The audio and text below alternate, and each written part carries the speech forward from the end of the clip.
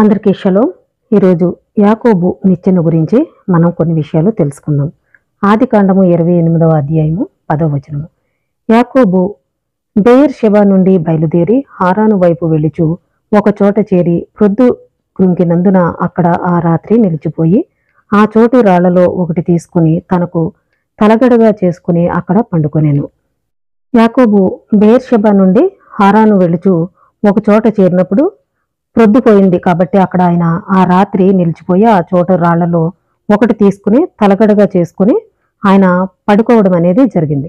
అప్పుడు అతడు ఒక కల కనెను. అందులో ఒక నిచ్చెన భూమి మీద నిలుపబడి ఉండెను. దాని కొన ఆకాశమునండెను. దాని మీద ఎలోహిం దూతలు ఎక్కుచూ దిగుచూ నుండెరి. ఆయన పడుకున్నప్పుడు ఒక కల రావడం అనేది జరిగింది. అందులో ఒక నిచ్చెన భూమి మీద నుండి నిలుపబడి దాని కొన ఆకాశమునంటే ఆయన చూడటం జరిగింది. దాని మీద ఎలోహిం దూతలు ఎక్కుచూ దిగుచూ ఉన్నారు. మరియు ఎలోహిం దానికి పైగా నిలిచి, నేను తండ్రినైన ఎలోహింను, నీవు పండుకొని ఉన్న ఈ భూమిని నీకును నీ సంతానమునకు ఇచ్చేదను. నీ సంతానము భూమి మీద లెక్కకు ఇసుక రేణువుల వలె నగును. నీవు పడమటి తట్టును, తూర్పు తట్టును, ఉత్తరపు తట్టును, దక్షిణపు తట్టును వ్యాపించెదవు. భూమి యొక్క వంశములన్నీయు నీ మూలముగాను నీ సంతానము మూలముగాను ఆశీర్వదింపబడును. ఇదిగో నేను నీకు తోడైయుండి నీవు వెళ్ళు ప్రతి స్థలమందు నిన్ను కాపాడుచు ఈ దేశమునకు నిన్ను మరలా రప్పించెదను. నేను నీతో చెప్పినది నెరవేర్చు వరకు నిన్ను విడువనని చెప్పగా యాకోబు నిద్ర తెలిసి నిశ్చయముగా ఎలోహిం ఈ స్థలమందున్నాడు, అది నాకు తెలియకపోయేననుకుని భయపడి, ఈ స్థలము ఎంతో భయంకరము, ఇది తండ్రి మందిరమే గాని మరొకటి కాదు. యాకోబు కలలో ఎలోహిం ఈ విధంగా చెప్పడం అనేది జరిగింది. అప్పుడు ఆయన భయపడి, ఈ స్థలము ఎంతో భయంకరమైంది, ఇది తండ్రి మందిరమే గాని మరొకటి కాదు. మరి ఇది ఏ స్థలం అనే దాని గురించి ఇప్పుడు మనం ఇంకా తెలుసుకుందాము. పరలోకపు గవిని ఇదే అనుకునేను. తెల్లవారినప్పుడు యాకోబు లేచి తాను తలగడగా చేసుకొనిన రాయి తీసి దానిని స్తంభముగా నిలిపి దాని కొన మీద నూనె పోసెను. మరియు అతడు ఆ స్థలమునకు బేతేలను పేరు పెట్టెను. అయితే మొదట ఆ ఊరి పేరు లూజు. అప్పుడు యాకోబు, నేను తిరిగి నా తండ్రి ఇంటికి క్షేమంగా వచ్చినట్లు ఎలోహిం నాకు తోడైయుండి నేను వెళ్ళుచున్న ఈ మార్గములో నన్ను కాపాడి తినుటకు ఆహారమును ధరించుకొనుటకు వస్త్రములను నాకు దయచేసిన ఎడల ఎలోహిం నాకు తోడైయుండును. మరియు స్తంభముగా నేను నిలిపిన ఈ రాయి తండ్రి మందిరమగును.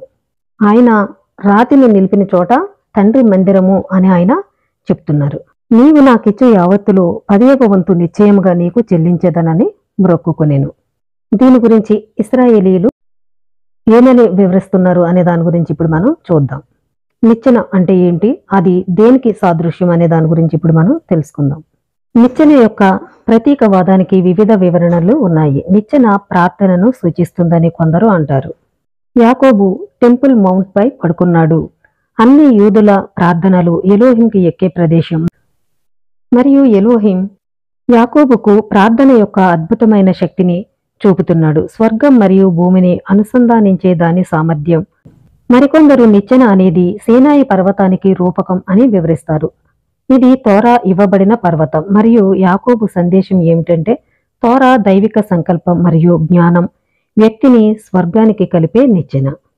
నిచ్చెన అనేది ప్రార్థనను సూచిస్తుంది అని చెప్పడం జరుగుతుంది. యాకోబు టెంపుల్ మౌంట్ పై పడుకున్నాడు అని కూడా అక్కడ చెప్పడం జరుగుతుంది. అది చాలా పవిత్రమైన ప్రదేశం అని కూడా చెప్తున్నారు. ఇశ్రాయేలీల ప్రార్థనలన్నీ కూడా అక్కడి నుంచే ఎలోహిం దగ్గరికి ఎక్కుతాయి అని కూడా చెప్పడం జరుగుతుంది. స్వర్గం మరియు భూమిని అనుసంధానించే ప్రదేశం అని కూడా చెప్తున్నారు. నిచ్చెన అనేది సీనాయి పర్వతానికి రూపకం అని కూడా చెప్పడం జరుగుతుంది. ఎందుకంటే ఆ పర్వతం పైన తోరా ఇవ్వబడింది కాబట్టి. యాకోబుకు సందేశం ఏమిటంటే, తోరా దైవిక సంకల్పం మరియు జ్ఞానం వ్యక్తిని స్వర్గానికి కలిపే నిచ్చెన. అయితే నైతికంగా దిగజారిన హారానుకు పారిపోతున్నప్పుడు ఇశ్రాయేల్ నుండి బయలుదేరి వెళ్లే సమయంలో యాకోబు తన జీవితంలోని ఈ సమయంలో ప్రత్యేక నిచ్చెన చిత్రాన్ని ఎందుకు చూడవలసి వచ్చింది? ఇశ్రాయేల్లోని సఫేద్కు చెందిన 17వ శతాబ్దపు రబ్బీ మొర్దెకై హా కోహెన్ నిచ్చెన యాకోబుకు ప్రాతినిధ్యం వహిస్తుందని వివరించారు. యాకోబు ఇశ్రాయేలు దేశం యొక్క సౌలభ్యాన్ని మరియు పవిత్రతను విడిచిపెట్టి తన జీవన విధానానికి ఆధ్యాత్మికంగా విదేశీయమైన దేశానికి వెళుతున్నాడు. యాకోబు దారిలో ఎలోహిం అతనికి భూమి యొక్క అత్యల్ప ప్రాంతాలను స్వర్గానికి అనుసంధానించే సామర్థ్యాన్ని కలిగి ఉన్నాడని అతనికి తెలియజేయడానికి నిచ్చెన యొక్క దర్శనాన్ని అతనికి చూపించాడు. హారాన్ను విడిచిపెట్టి ఇశ్రాయేలుకు వలస వెళ్ళమని అతని తాత అయిన అబ్రహాంను ఆదేశించగా యాకోబు వ్యతిరేక ప్రయాణం చేస్తాడు. యాకోబు యొక్క జీవిత లక్ష్యం ప్రతికూలత నుండి పారిపోవడమే కాదు, దానిని ఎదుర్కొనడం మరియు దానిని సవాలు చేయడం. యాకోబు అతని వారసులందరిలాగే నిచ్చెనతో పోల్చబడ్డాడు. అతను ఎక్కడ ఉన్న పర్యావరణం ఎంత విదేశీ అనిపించినా అతను స్వర్గాన్ని మరియు భూమిని కలిపే ఒక నిచ్చెనను నిర్మించగలడు. అతను పవిత్రత యొక్క సారాంశం చాలా దూరంలో ఉన్నవారిని కూడా ప్రభావితం చేసే వంతెనను నిర్మించగలిగాడు. స్థలాలు యాకోబు నుండి నిచ్చెన యొక్క పోలికలో మరొక కోణం ఉంది. కబ్బాలా వివరిస్తుంది, అబ్రహాము, ఇస్సాకు, యాకోబు ఈ ముగ్గురు 3 ప్రాథమిక భావోద్వేగాలలో ఒక దానిని కలిగి ఉంటారు. అబ్రహాం ప్రేమ యొక్క లక్షణాన్ని సూచించాడు, ఇస్సాకు విస్మయం మరియు గౌరవం యొక్క లక్షణం, మరియు యాకోబు కరుణ యొక్క లక్షణం. అంటే ముగ్గురు 3 లక్షణాలను కలిగి ఉన్నారు. అబ్రహాము ప్రేమ, ఇస్సాకు విస్మయం మరియు గౌరవం యొక్క లక్షణం, యాకోబు కరుణ యొక్క లక్షణం. ఈ 3 లక్షణాలను కలిగి ఉన్నారు. ప్రేమ కంటే కూడా కరుణ యొక్క లక్షణం అంతిమ వంతెన నిర్మాణం. ప్రేమ అనేది చాలా శక్తివంతమైన భావోద్వేగం, అయితే దాని పరిధి నిర్దిష్ట ప్రేక్షకులకు మాత్రమే పరిమితం. ఒక వ్యక్తి తనకు ఆకర్షణీయమైన దానిని ఇష్టపడతాడు. ఒక వ్యక్తి ప్రతి ఒక్కరిని మరియు ప్రతి దానిని ప్రేమించడం ప్రేమ. ప్రేమ అనేది మేల్కొని నిర్దిష్ట వ్యక్తులు లేదా వస్తువుల పట్ల ఆకర్షితులవుతుంది. ఏ కారణం చేతనైనా నిర్దిష్ట మార్గంలో హృదయాన్ని తాకుతుంది. మరోవైపు కరుణ ఎవరికైనా చేరుతుంది. మీరు ఎప్పుడూ కలవని వ్యక్తి కావచ్చు, అతని భాష మీకు అర్థం కాలేదు, అయినప్పటికీ ఆ వ్యక్తి బాధపడుతున్నాడని మీరు గ్రహించిన క్షణంలో మీ హృదయంలో ఏదో సానుభూతి మరియు కరుణతో వ్యక్తికి కనెక్ట్ అవుతుంది. నిజానికి కరుణకు ప్రేమను వెతికితీసే శక్తి ఉంది. మీరు ఎవరినైనా చాలా సంవత్సరాలుగా కలిసి ఉండవచ్చు మరియు అతనితో లేదా ఆమెతో ఎటువంటి సంబంధం లేదని భావించి ఉండవచ్చు. ఇంకా విషాదం సంభవించిన వెంటనే మరియు మీరు ఆ వ్యక్తి పట్ల కనికరం కలిగి ఉంటారు. అకస్మాత్తుగా ఆ వ్యక్తి ఎంత అద్భుతమైన వాడో మీరు చూడటం ప్రారంభిస్తారు. మీరు వ్యక్తి పట్ల సాన్నిహిత్యాన్ని మరియు ప్రేమను అనుభవించడం ప్రారంభిస్తారు. అది ఎలా జరుగుతుంది?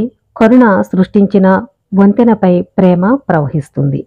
మనలో ప్రతి ఒక్కరూ మనలో ఒక యాకోబును కలిగి ఉంటారు. ఒక యాకోబు మనకు చాలా భిన్నంగా అనిపించే వ్యక్తులతో సానుభూతి పొందేందుకు అనుమతిస్తుంది. మనలోని యాకోబు స్వర్గం మరియు భూమిని కలుపుతూ ఇతరులలోని ఆత్మను గుర్తిస్తాడు మరియు కనెక్ట్ చేస్తాడు. అంటే అబ్రహాము, ఇస్సాకు, యాకోబుల యొక్క లక్షణాలని ఇక్కడ వర్ణించి చెప్పడం అనేది జరుగుతుంది. మన యొక్క ప్రార్థనలను నిచ్చెన అనేది ప్రార్థనను సూచిస్తుంది అని చెప్పడం జరుగుతుంది. ఆ ప్రదేశం నుంచే ప్రార్థనలన్నీ కూడా ఎలోహిం యొద్దకు చేరుతున్నాయని కూడా ఇక్కడ వివరించడం అనేది జరిగింది. దైవిక సంకల్పం మరియు జ్ఞానం వ్యక్తిని స్వర్గానికి కలిపే నిచ్చెన అని వారు వివరించడం అనేది జరిగింది. ఇలాంటి మరిన్ని విషయాలు మీరు తెలుసుకోవాలనుకుంటే నా ఛానల్ని సబ్స్క్రైబ్ చేయండి. అందరికీ షలో.